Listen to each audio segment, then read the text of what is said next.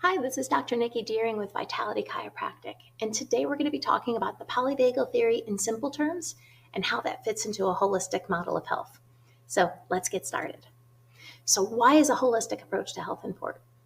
Well, let's talk facts and figures. So historically, the United States has spent more money than any other country in the world on its healthcare. In 2023 alone, it was estimated that the US spent $4.8 trillion on its healthcare. So that money went towards things like insurance premiums, deductibles, copays, as well as out-of-pocket expenses like prescription drugs. So it would stand to reason that if we're spending that much money, well, then at least we must be healthy as a result, right? That's actually not true. So despite decades of spending more money on our healthcare than any other country, we continue to rank amongst the least healthiest of the industrialized nations. And so this is why a holistic approach to health is really important, because we've proven time and again that looking outside of ourselves for health and healing isn't working. We've spent all this money and we're no healthier as a result. The fact of the matter is the human body actually has an ability to heal itself from within. We see this all the time with broken bones, lacerations, different illnesses, and more. And it's the nervous system that's the foundation for all of that healing. So our nervous system consists of our brain, our spinal cord, and all of the nerves in our body. And its job is to coordinate and control every other system of our body. So imagine your brain, your nervous system, like a conductor of a symphony, and every other system of your body is part of the symphony. So your nervous system, it's tasked with keeping all of these systems working together in a perfect harmony and in a perfect balance. When our body and all those systems are in that perfect balance, that puts our body in a state of ease.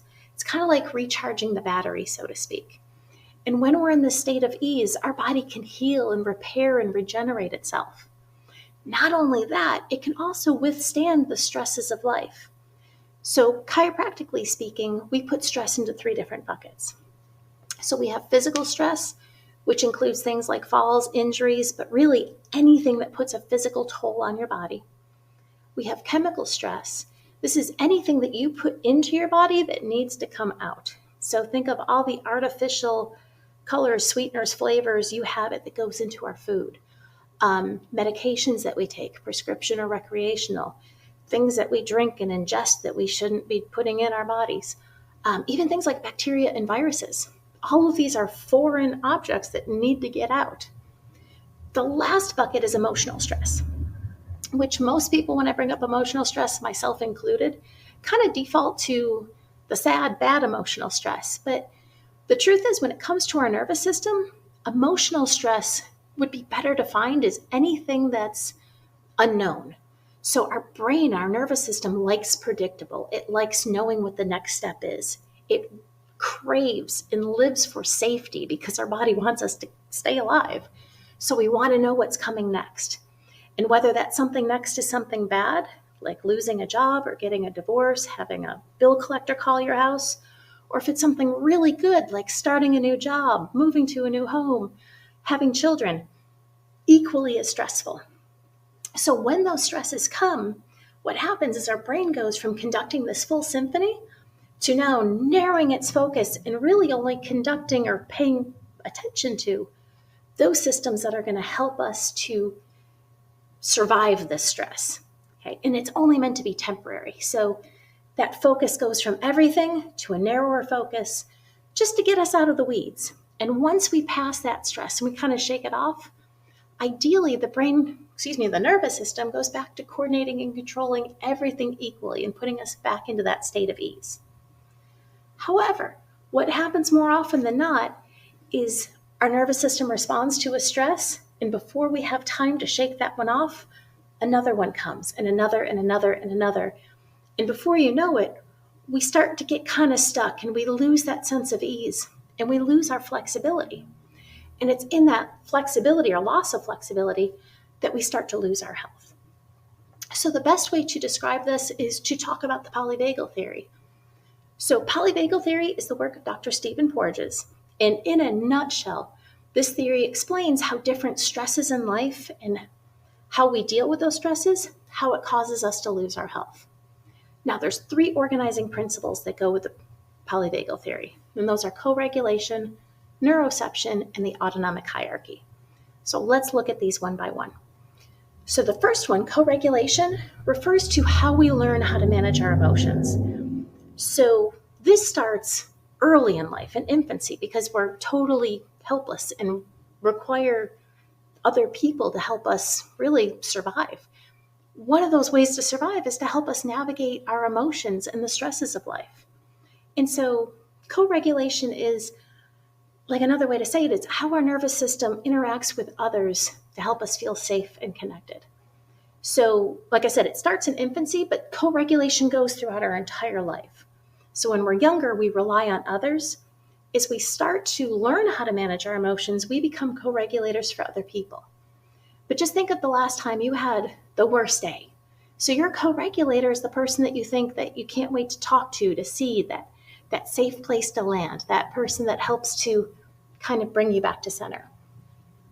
Now, problems can arise when your co-regulator is struggling to manage their own emotions, or in some cases, and I can think of a couple of people like this, myself included, where that co-regulator, instead of bringing you back to that space of safety, kind of gets all riled up with you. And so now instead of being calm, I have two people that are all jazzed up. But anyways, that's co-regulation, is how we learn how to manage our emotions. Neuroception is like your body's security system. So constantly, without any conscious awareness of your own, your brain, your nervous system is constantly scanning your environment, trying to determine whether you're safe, you're in danger, or you're somewhere in between. Now, what your brain uses to determine this is all of your experiences in life. Because remember, your brain, your nervous system wants predictability. So it's going to view the world through what you know. So your experiences, your opinions, your beliefs, your biases. Beyond just all of that that's yours, it's also going to pull in everything that you've learned throughout your entire life from family and friends and loved ones, of what you determine to be safe in this world and what you determine to be a threat. Autonomic hierarchy describes how your nervous system is going to respond based off of what neuroception determines. And so again, the hierarchy is going from that state of ease where your brain can scan all of the world around you and be in a state of ease where your nervous system is able to coordinate and control all the other systems of your body, to being able to focus on what it needs to do to survive. And so it's that moving, that bend and sway and flexibility. Again, where we lose our health is where we lose that flexibility, when the stresses keep coming and we don't have that chance to get back to that state of ease and balance. And there's a couple different ways that we end up losing our flexibility. The first one is gravitationally. So another way to look at this is you become inflexible or intolerant to physical stress. And so what happens is our structure is going to start to suffer because we're just unable to take on any more physical stress. And so it starts at the top. And again, you have the weight of your head on this tiny little neck. And so you'll notice a head starting to kind of shift a little bit. That's going to cause the neck to have to stiffen and stabilize to keep your head from completely falling over. Eventually, shoulders are going to roll in, our whole body goes forward, then our hips are going to have to move back to support us, and then that's going to put undue stress on our hips, our knees, and our feet, and even change our gait. Like you might notice wear patterns on your shoes where they wear out a little bit faster on the inside or the outside. A great way to see this in yourself, have somebody sneak up and take a picture of you from the side when you're not paying attention and you're not able to stand up nice and tall. Another way is just look in the mirror. You might notice one ear is a little bit lower than the other one. Your shoulders might be a little bit off kilter. The reason for this is we have big muscle groups that are meant to help us stay physically upright in gravity. When physical stress keeps coming, those muscles tend to get weak. Other muscles tend to get tight. And so the bigger muscles that are meant to hold us all up kind of go offline, and the second string muscles come in, which are a little bit smaller. And so that gives us this zigzag pattern where we start to get like one shoulder that's up a little bit higher. Another inflexibility that we can experience is environmentally. So this would be inflexible to chemical stress. So when the nervous system can't adapt to everything that's going on outside, it starts to become very overwhelmed inside. So when we're inflexible to chemical stress, this is where we start noticing that we have intolerances and allergies to different foods. So things that you used to always eat now aggravate you. Different skin disorders. So things not only eczema and psoriasis, but think about rashes and other dermatitis type things. Digestive issues. So things like constipation, diarrhea, reflux, ulcers. Ear, nose, and throat concerns. So things like allergies, sinus problems, as well as difficulty tolerating changes in the temperature.